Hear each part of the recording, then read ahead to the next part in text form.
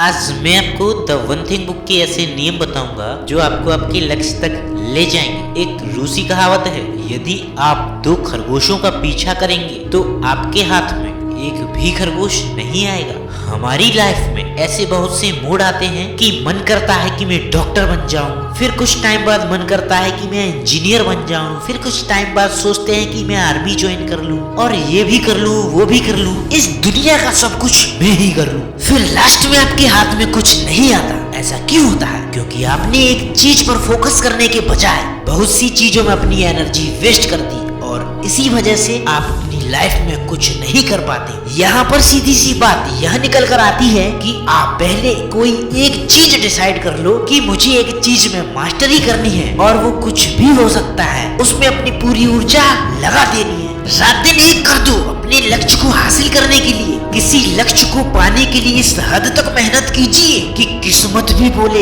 ले ले बेटा, इस पे तेरा ही हक है। इस दुनिया में वो लोग ही अपने शिखर पर पहुंचते हैं जो अपने जीवन में एक बार में एक ही चीज पर फोकस करते हैं। पॉइंट नंबर 2, अपने आप से झूठ बोलना। हमारे विचार हमें भटकाते हैं और हम अपने रास्ते से भटक जाते हैं। किसी एक चीज को तय कर पाना मुश्किल हो जाता है क्योंकि दुर्भाग्य से हम कई चीजों के जाल में उलझ जाते हैं। जैसे हुसैन बोल्ट ने 9 सेकंड का वर्ल्ड रिकॉर्ड तोड़ने के लिए लगातार एक ही लक्ष्य पर 5 से 6 साल फोकस किया। वो सोचते कि मैं रनिंग के साथ फुटबॉल खेल लेता हूँ, तो क्या बोल्ट रिकॉर्ड तोड़ पाते? ऐसे ही नीरज चोपड़ा ने भाला फेंक में वर्ल्ड रिकॉर्ड तोड़ने के लिए लगातार 8 से 10 साल एक ही लक्ष्य पर लगे रहे। वो सोचते मैं जेवलिन के साथ क्रिकेट खेल लेता हूँ, क्या वो भारत के लिए ऐसे गोल्ड मेडल ला पाते?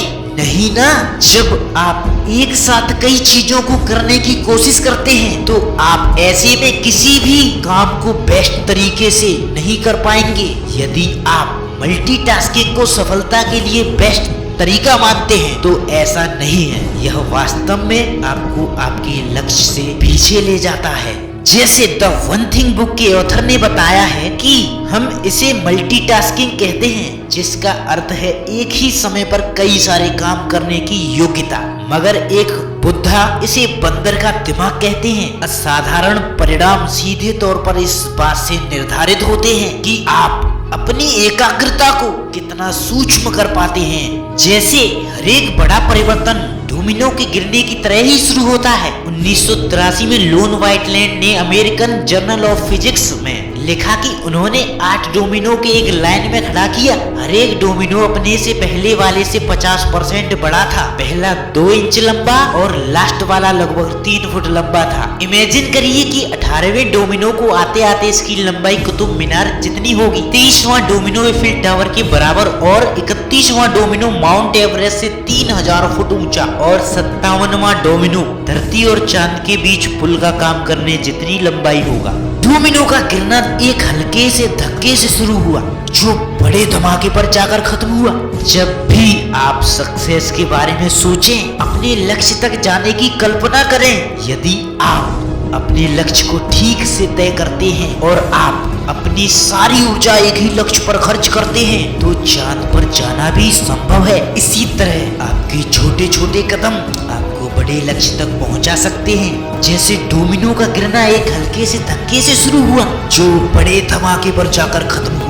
और दोस्तों, किसी ने क्या खूब कहा है, 100 जगह 1-1 फुट गड्ढा खोदने से पानी नहीं मिलता। अच्छा है कि एक जगह 100 फुट गड्ढा खोद डालो, पानी वहीं से निकलेगा। आगे ऐसे ही मोटिवेशनल वीडियो देखने के लिए हमारे चैनल को सब्सक्राइब करें, क्योंकि आगे मैं इसकी सीरीज लाने वाला हूँ। जैसे कि the one thing, deep work कैसे करें, कोई भी काम हम क्यों करें। एंड बेस्ट ऑफ लक दोस्तों, मिलते हैं अगली वीडियो में। जय हिंद, जय भारत।